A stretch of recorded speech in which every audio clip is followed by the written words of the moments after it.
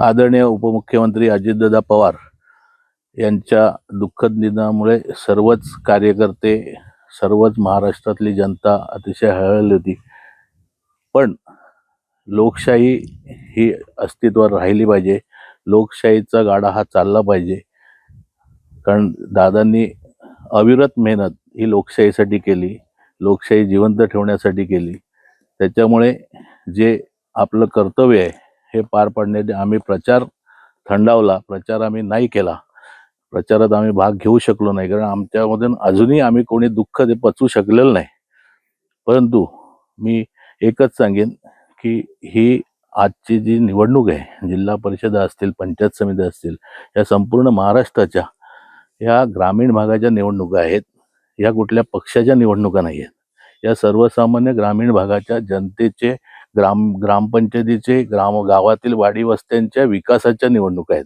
सर्व मतदार यांनी हे लक्षात ठेवलं पाहिजे की जे आपण उमेदवार निवडून देतो त्यांचं चारित्र्य, त्यांची सामाजिक बांधिलकी आणि समाजसेवा करण्याची त्यांची क्षमता याचा विचार करून आपल्या गावाचा कोण विकास करू शकतो, गावाच्या सर्वसामान्य ग्रामस्थांना कोण न्याय देऊ शकतो. कारण अजूनही आपल्या ग्रामीण भागामध्ये असं साक्षरता, अजूनही शिक्षणाचा अभाव आहे.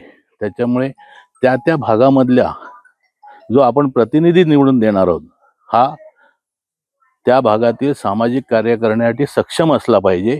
अशाच उमेदवारांना आपण सर्वांनी मतदान करा, एवढं मी आवाहन करतो सर्वांना. आणि आपण आपली लोकशाही अबाधित ठेवूया, हीच आदरणीय अजितदादांना आपली श्रद्धांजली असेल. वैभववाडी तालुक्याच्या निवडणुकीच्या प्रचारात आपण कुठे यावेळी दिसलात नाही. मी आताच सांगितलं, एकंदरीत वैभववाडीचं वातावरण काय असेल, काय वाटतंय? मी आताच सांगितलं की दादांचं दुःख अजूनही आम्ही पचवू शकलेलो नाही. त्याच्यामुळे आम्ही सर्वांनीच एक निर्णय केला होता की जोपर्यंत दादांची दशक्रिया विधी जे काही होत नाही तोपर्यंत आपण कोणी निवडणूक प्रचारात भाग घ्यायचा नाही. त्याच्यामुळे आम्ही ते करू शकलो नाही.